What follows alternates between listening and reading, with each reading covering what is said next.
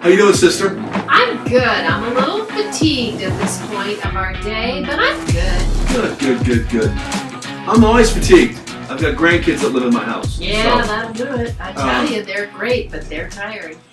What is the biggest task or errand that you've ever done to please your husband? And let me tell you why. Because last night, my wife has gotten addicted, and my grandkids, to whole wheat cinnamon Cheerios. Oh. And we have a Hy-Vee by our house. And I kid you not, I'll pull it up because you think I'm lying. I went to find these Cheerios, and they didn't have them anywhere. So I went to Hy-Vee. I usually don't go there because it's really, really expensive. Hy-Vee's a grocery store. Everybody. Yes. And I said to my wife, Cheerios has the current flavors at Hy-Vee. Very berry, chocolate, strawberry, banana, honey nut, apple cinnamon, frosted, honey. Oh my. Honey vanilla, blueberry, berry oat, multigrain, Good Lord. chocolate strawberry. That's 12. But they did not have the cinnamon whole oat Cheerios. So then I went to Cub, and then I went to Sam's. Oh my. And then I went to another Cub, and by about 8:15, where did I go? Oh, I finally went to the Super Target in our city, and they had the boxes, because we were buying them in the big box, right. The family size. Right. And they didn't have them in that, but they had them, so I bought 3. But by the time I got home, I was just mad as a wet hen because she kept saying, no, I really want them. The kids like them, we like them. And so anyway, what's the longest errand that you remember trying to please your husband? Oh, you're catching me off guard. Ah. I know. Let's see, I remember having to drive way across town to drop a car off that needed repair some sort, and then I had to work out a ride back to my... Anyway, it was a big hassle and inconvenience years ago, but he was really appreciative. So that probably something like that. You guys didn't get a divorce over that? No. I'm sure there's some other things, but nothing comes to mind. Right. I do remember one time... Oh, wait. I think of something. Oh. 1 year, we live on the lake, and 1 year he had to be out of town for work, and so I single-handedly took in all of our pier pieces by myself. Come on. Did you really? Not the metal frames, but okay. all the wood pier pieces yes. that go on the metal frames. And it was a lot. And so because I knew he was going to be tired, and so I worked all afternoon and got the pier pieces in all by myself, and then all he had to do was the metal framing. Did you stack them then too? I did. Oh my goodness, Cheri. I couldn't do that now. I'm too old and too tired. Yeah, we did that as kids with our cottage. Oh, yeah. That's a lot of work. We did. But those metal pieces, those beams, they get buried in the sand, and they are hard to get out. Yeah, I was not strong enough to do that by myself. Oh, man. Boating 101 podcast brought to you by Legal Mike and Mary. I do remember once, it's along the same lines. Kim wanted a certain type of face cream that was like $100 a jar. Oh. So for Christmas, she said, this is where you can get it. And I went to whatever the foo-foo store was at the mall, and they didn't have it. And so I went to the other mall. They didn't have it, so I had to go to the mall in a dina, or as we like to say, a dina. And the Southgate, mall, they didn't have it. And I was like, that's it. I'm just not gonna. Cream. And this was before you could Google it or get on your phone. And then I was like, we have the Mall of America by where I live. Yeah. But I'm like, that's 400 stores. How am I? Right. So get in there. But I thought, I'm just gonna walk in, and I'm gonna go to. It wasn't JCPenney's, but Gimblers or something like that, a little more higher up, whatever. And I walked in, and I got it, and I was like, okay, for you, baby. And then on Christmas Day, she opened it. She was excited, and then I told her the whole hassle about it. She was like, oh. Anyway, I was like, what? You don't understand, Okay, listen, thank you for all the feedback. Again, You can reach out to us at minglematemary@gmail.com. And also check out our website, minglematemary.com. The website, we've got, I think, some fun and entertaining swag on there, coffee cups, sweatshirts, the like.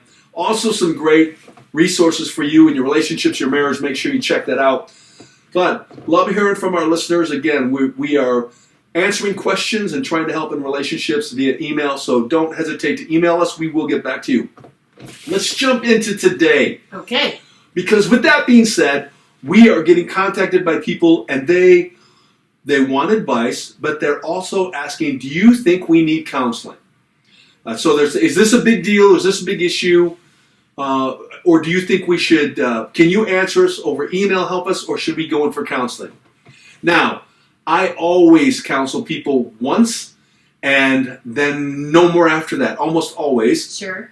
I try to be that resource or that bridge to a professional like yourself. Right. The only time that breaks off is premarital counseling. I'll take that on. Sure. I have a lot of couples that aren't Christ followers or don't go to my church that want me to marry them because I make it a lot of fun. So I use that as a way to kind of build a bridge, build a relationship. That's it. Yeah. So here are 5 signs you may need marriage counseling. Number 1, you struggle to communicate beyond just your normal, typical struggles as a couple. Right. I think of the marriages, or I guess, marriages. Kim and I will laugh when we go out to eat, and we'll see a couple sit at a table and not say yes. one word. They'll talk to the waiter or the waitress 10 times more than they will the person sitting across the table. Yep. So if you struggle to communicate, it might be a good reason to go to counseling. If someone shows up at your office and they say, we don't talk, we don't communicate, what do you tell them? That I'm really glad they're there and those are skills they can learn and we can work on it together. Do you give them any immediate tools about how they can start to concentrate or how they can start to communicate? I do. Usually I ask them about themselves a lot in the sense of what's their given style of communication just as an individual. You know, are they talkers? Are they not talkers? Are they all that? Because I just try to see what's their baseline, where they're coming from just as an individual. And then I like to assign homework. So I usually assign them a couple questions that they have to take time during that week before we meet again and just sit down and have a conversation. So I give them reasons to have to communicate. And usually it's have a conversation about something that's not a high conflict, but I've got some kind of scripts in my office and I ask them to go through those questions. It just kind of gets them talking. Let me ask you a question real quick. Why is it that we as couples, when we marry, we can talk about anything all the time, everywhere. Sure. And then as soon as we get married, not as soon as we get married, but within a year or two, all of a sudden we feel like we have nothing in common anymore. Well, some of it is the novelty wears off, and a lot of it is your life gets busy and filled with other things. And we become, when we're dating, we don't realize how intentional we are about talking and sharing together. And when we're married, we don't realize how unintentional we are about actually talking and communicating together. That's good. That's good. So it's intention. There's a lot to be said about the unintentional, because many times we just want some peace. We want some downtime. Sure. And in a way, we're taking that out on our spouse. And to be fair, not to beat a dead horse, but social media and our phones have not helped us at all. True. We have lots of distraction to not have to talk and communicate. Right. I think again, from a guy's perspective, he can fall into man, I pay the bills, I help clean the house. Sure. What more do you want from me? Just whenever you talk to me, you want something from me. So it's easy for me to want to tune out. Yeah. I told, I don't know, I can't remember who it was, but recently a couple that came into my office, I said to the wife, when you approach him, how many times is it because you want something or need something? It could be innocuous. It could be, remember to pick up soup on the way home from work. Sure. And she said, "Oh, I don't know." I said, "Well, pull out your phone once and just look at your text." Ooh. And she started to laugh. She said, "I think almost every one is I need something or I want an answer. I need you to do." I said, "So if I'm a guy and I hear from the other room, honey, can you come here for a second?" I'm like, "Ugh." I'm already like, what do I got to do? Right. But if I walk into that room, and this has happened, thank you, Jesus. My wife calls me into the other room, and I walk into the other room, and it's like, I just want to let you know that I appreciate all you do, or I just want to let you know, and it leads to other things, or whatever. Then I'm not as likely to just have that door shut all the time. Yeah. I'm like, okay, this, maybe she wants something, maybe she doesn't, but I'm a little more relaxed. Yeah. Because I'm not 10 out of 10 times knowing she does want something from me. So, right. Number 2, you might need marital counseling if there's a lack of physical or emotional intimacy. Yeah, and it's hard because that term, emotional intimacy and even physical intimacy, that can mean a lot of different things to different people. But that is definitely, if there is not a emotional connection ever, then yeah, it's a good thing to go and say, let's work on us. Let's try to build some skills that help us to connect on an emotional level. If there's no physical intimacy, I like to tell couples, sex is not everything. You won't die if you never have sex again, so, relax. But sex is a vital part of most healthy marriages. So there's exceptions to that, or sometimes some physical challenges of why that isn't going to be an option. But for most healthy couples, it changes, of course, as you get older, but certainly in general, it's reason to seek help and explore a little bit of why there's no physical intimacy. Hold on one second. Okay. So, those of you who are listening, sorry about the beginning of this podcast. I didn't realize that. Like I've said many times, I'm new to this. I apologize. Sorry. So, but going back to this, an interesting point, if you lack physical or emotional intimacy, and again, I got this illustration from a sermon I preached, but then I literally tried it in a counseling situation. We were kind of talking about this. The woman said she felt disconnected from her husband emotionally. Okay. So they came in, he knew they were coming in to talk to me, and she kind of shared the problem. I asked him what he thought. This all took about 2 minutes right at the beginning. And then I said, okay, here, she wrote a letter that she wants me to read about how she feels. And so I began to read this letter. It was about 1.5 pages long, and I said, well, what do you think? And he started to talk a little, and I said, okay, hold on, time out. She didn't write this letter, I did. Which means you are completely out of touch with your wife. Ooh. And he stopped and he looked. Shazam. Now, I let her know ahead of time. Yeah. Because what I don't need her to do is say, I didn't write you a letter. Right. And so he said, what do you mean you wrote the letter? I said, I just made things up off the top of my head. And use illustrations that I just, again, off the top of my head. But I said, but the fact that you didn't recognize that this isn't from your wife is scary, because that means that you are emotionally out of touch. And he stopped for a second and he tried to defend himself, but then he literally stopped and said, you really didn't write that? And she goes, no. And so there was like this light bulb moment. He goes, well then, how are you feeling? And she's kind of like, now you're asking. I've been trying to tell you how I feel for the last 5-6 months, whatever. So it was pretty interesting, but I think there are different ways you can gauge. And if it's you need to ask yourself, am I emotionally out of touch? Would I be able to verbalize, or would I be able to know whether that's really what my wife's going through, whether it was really from her or not? Yeah. And again, can I verbalize what she's going through? And I should ask her, is this what you're going through? Because she might say no, but... Well, yeah, and so that reminds me of, it can sound like a silly thing, and people roll their eyes when I say this to clients, but there is so much value in learning the art of asking good questions, because that's how we find out, and being emotionally in touch with each other, is some of us never get the skill of knowing how to be intuitively attuned, which is another skill, to our spouse. So I have to ask. Yeah.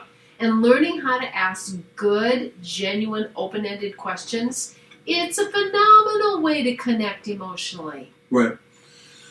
Yeah, if you're dealing with that, definitely time doesn't make that better. You need counseling. You need some professional. Number 3, trust has been broken. And it doesn't just mean infidelity. Maybe you caught your spouse lied about finances or where they were at or what they did. So it doesn't have to be some major, they had an affair. But when trust has been broken, you should probably seek counseling. Yeah, it's a good, I agree. A thought on that is one of the things I try to teach teenagers, I walk them through this statement. If you tell the truth all the time, I can trust you all the time.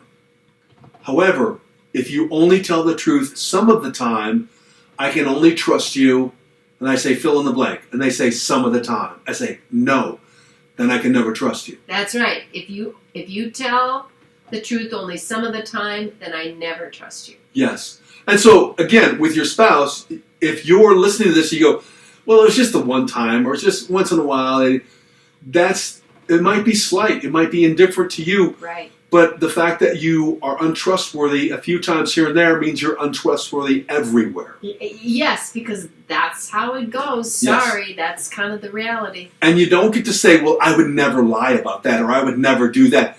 I don't know that because you've broken my trust in these other areas. So right. It's a good time to get counseling. Fidelity is 100% or it's not at all. So next, you might need counseling if you've gone through a major life change. Birth of a child, death of a loved one, moving homes, new job, retirement. Empty nest. Yeah. Yeah. What are some of the things that you think or you see catch couples off guard that they weren't ready to deal with or handle as a couple that have caused issues or problems that they probably should get counseling?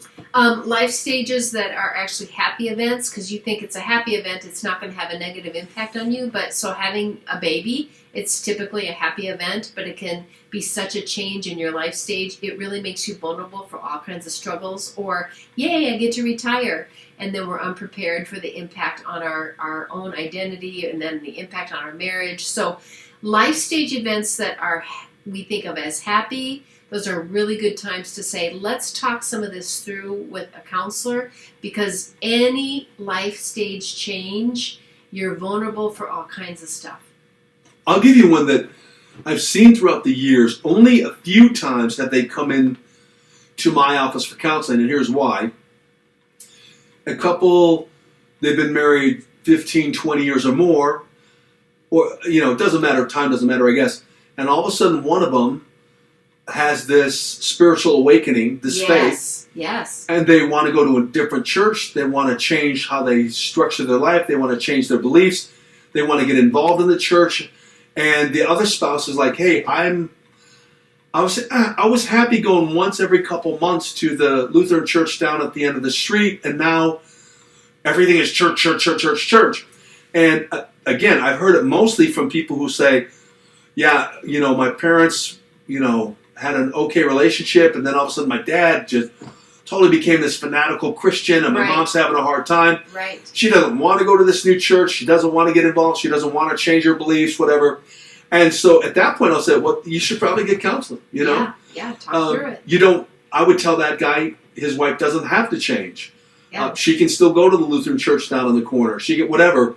But that's one of the life changes I've seen that catch people off guard. Yeah, another life change way to look at it is anytime the balance of power changes in the family. And so it's always good to look at what life stage you're at and who has the power. So, for example, when you have a newborn, guess what? That newborn is the one that has the power in the family, because that newborn dictates a lot of how you spend your time, what you're doing.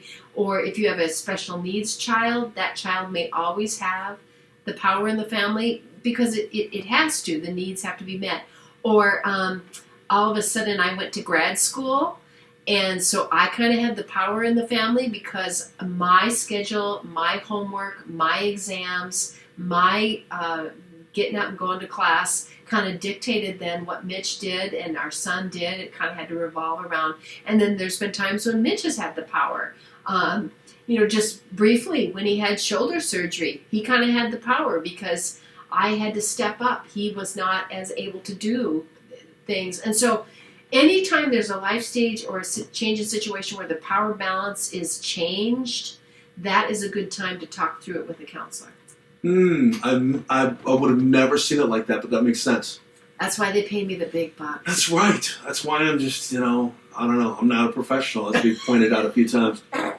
When you were saying that, I was thinking just of my own personal life that sometimes it's when something new happens, I feel like almost I need pre-counseling before I get there. Thinking, and this is a real life example, when I felt like I was supposed to plant a church, walk away from a great salary, a healthy church, a solid position, job security, and I felt like God was saying, yep, just walk away from all of it and go plant a church. I thought, I need to start getting insight, advice, wisdom from people before I even talk to my wife about this or before I even start to do it. In a sense, counseling before the change, the major life change happens. Yes. And I wonder how many times, and I'm speaking to myself, there are things that I have not done that, I knew, okay, this is going to be a big change. Right. And I just thought, well, I'll just wing it and kind of go through it as I go through it. And Kim will deal with it however she deals with it. Yeah. Rather than taking us, as we talked about 2 or 3 podcasts ago, always think of us and not me. And I didn't think of how it would affect us. It was just how would it affect me, and just kind of wing it Yeah. I have couples that are already in counseling with me. One of the things I often do is if they say, "Oh yeah, we're going to go on vacation, or we're going to go spend the holidays, or this is how Christmas is going to happen," I think that's a powerful time to do that pre-event, pre-change counseling, where you are intentionally talking together about, well, what are your expectations? How do you see this unfolding? What do you think this is going to be like? Because we don't think to stop and talk about it, and then you can hear them talking together, and they realize, oh, I didn't think it was going to go that way, or, oh, I thought we were going to, and they're so glad they talked about it before it actually happens. Yeah. Well, good point. Last one, why you might need marriage counseling. I'm going to say this with my radio voice. You have an addiction. An addiction. Addiction. Bum, bum, bum, bum, bum, bum. I would say that's a no-brainer, though some people don't see it as a no-brainer. But I will clarify with this. An addiction could be more than just drugs or pornography. Right. It could be gambling. It could be spending. It could be overeating. It could be gaming. Yeah. It could be the weight room. It could be physical fitness of some sort. Right. So if your addiction, if your behavior is in the way of a healthy relationship, it's an addiction. Right. So if the behavior is in the way of a healthy relationship, I know couples that they're both addicted to the gym, but they love it, and they talk more at the gym, they laugh, but if only one of them was, it could definitely get in the way of a healthy relationship. So you have to kind of verify it or look at it that way. So what's an addiction you have? Thrift store shopping, and I know that sounds ridiculous, but truly, if I don't, walk through some kind of secondhand store, I start getting itchy, and I realize, Cherie, just stop. You can only have so many clothes, even if they are thrift store clothes, and so much junk in your house, which my house isn't junky. That's the wrong impression, But anyway. I would have never seen that coming from our family, that you would like shopping. Do you buy your grandkids gifts from thrift stores? Only if the item itself is brand new. Okay. See, there is a level that you won't cross. So. And I don't buy shoes at thrift stores because I just don't, or underwear. Yeah. Why would you? Right. Ooh. I know. Oh. Yeah. Well, my addiction is definitely cocaine. Just kidding. Different podcast. Never done a drug in my life. I definitely think it could. I err on the side of working out. Sure. I could spend hours in the gym every day, and I always laugh because when people talk about self-discipline, I'm like, no, it has nothing to do with self-discipline. It's like a fat kid being disciplined to eat chocolate cake. There's no discipline. I just enjoy it. And that can definitely be an addiction. I definitely cope with that. Yep. So Yep. I would love for Kim to work out. I think it'd be great time spent together, but I can't put that on her. Right. And it was definitely early on in our marriage. It definitely got in the way of a healthy relationship. Sure. I mean, it was tough. So if you have any of these, you need to seek marital counseling. So that leads me to this thought. How do you know when you found a good counselor? Yeah. And have you ever told someone that you're not qualified to counsel them, maybe because of personality or specialty or background? I think that's so important because finding the right counselor, finding the right therapist is something that we overlook. And you need to know that therapists have all kinds of different personalities. They have, not the same therapist having multiple personalities. I'm talking every individual therapist has their own unique style, their own personality, their own way of communicating, and then often their own specialty or their own form. There's many forms or kinds of therapeutic interventions. And so it's so important that you're a good consumer. You're going to probably be paying for therapy and or your insurance and is paying. And so be a good consumer. If you start with a therapist, trust me, we are happy if you say this isn't a good fit because we want you to get what you need. And it's really hard to be counseling with somebody and there's times I have told people, you know what?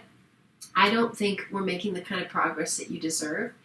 I don't think that I am good for you in the sense of helping you to the degree that somebody else could.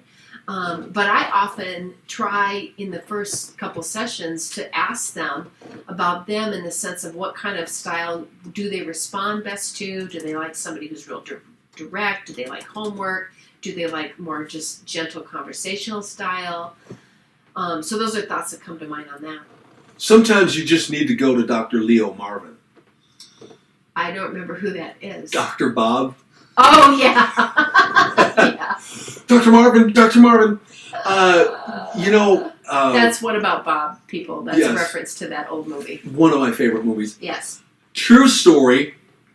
When my wife first decided she needed counseling, this was at our 5th year of marriage. And if Kim was sitting here, I wouldn't be talking behind her back. She was... I don't know, technically bipolar, but up and down and in and out because of her upbringing and abuse. And she finally said, I need to get counseling. She went to a counselor, and every time she came back, she seemed worse. Ooh. And everything was my fault, my problem. So finally, after 6 months, and honestly, when she would come back and say, it's your problem, I'd be like, okay, you're going to a counselor. After 6 months, she finally said, and the counselor's name was Mavis. She said, Mavis said, you can come this time with me. So we went in, and Mavis was a screaming, flaming liberal feminist, which I'd kind of already picked up on. And the very first question Mavis asked me when we sat down was, can you explain to me how your behavior has created all these problems in your life? And I said, I don't quite understand. She said, why are you doing what you're doing to make your wife be like this and act this way? Ooh. And this is the honest truth. I'm not trying to hyper spiritualize this. I felt the Holy Spirit come over me. I have no problem being bold, but I know when to draw a line if I feel like it's going to build a wall between my wife and I. Right. But I felt the Holy Spirit come over me, and I said, are you saying that I'm the problem? And she said, most definitely. And I said, here's what I know. I'm a great father. I'm a great husband. I'm a great son. I'm a great brother. And I'm a great youth pastor. So I don't think I'm the problem. So I'm going to go back to the waiting room and sit in the waiting room. And I remember waiting for Kim to just explode. Right. And the counselor got all upset. And she said, if you don't sit down here and take responsibility, and I just got up and I walked out. Went and sat in the waiting room. The longest 50 minutes of my life, because I was waiting for Kim to come out and just tear me to shreds. She came out just deadpan.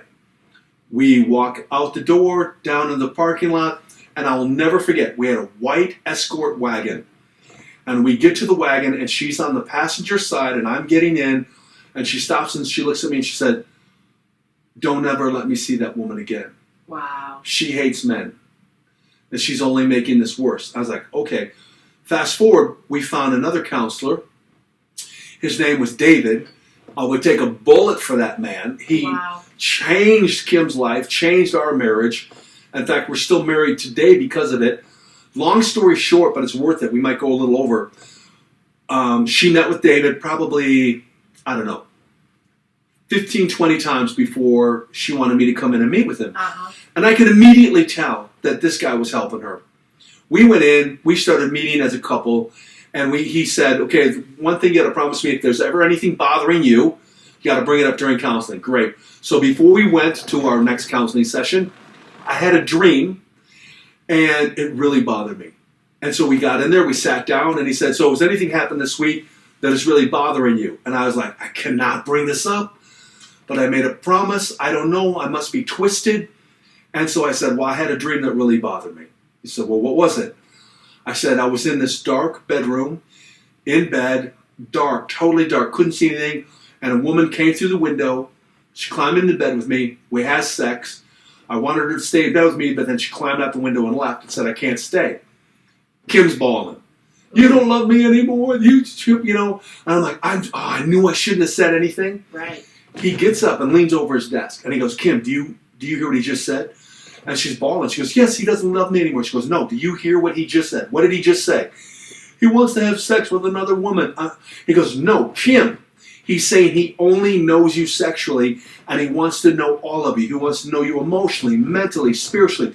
But all you can give him is your body. You can't give him your mind, your emotions, all these things. Wow. And she goes, oh my God, you're right. So, she's hugging me. She leans over, she's crying, she's hugging me. And I'm looking at him across the desk while she's hugging me. And I wanted to say, I don't know if that's really what that means. But boy, do I owe you. Yeah. I owe you big. Like, I will take a bullet for you. And maybe it is, maybe it isn't. But to have a good counselor. I think it was. I think it was. But to have a good counselor is, I would highly recommend. In fact, even to this day, Kim and I will tell people, we still go to counseling.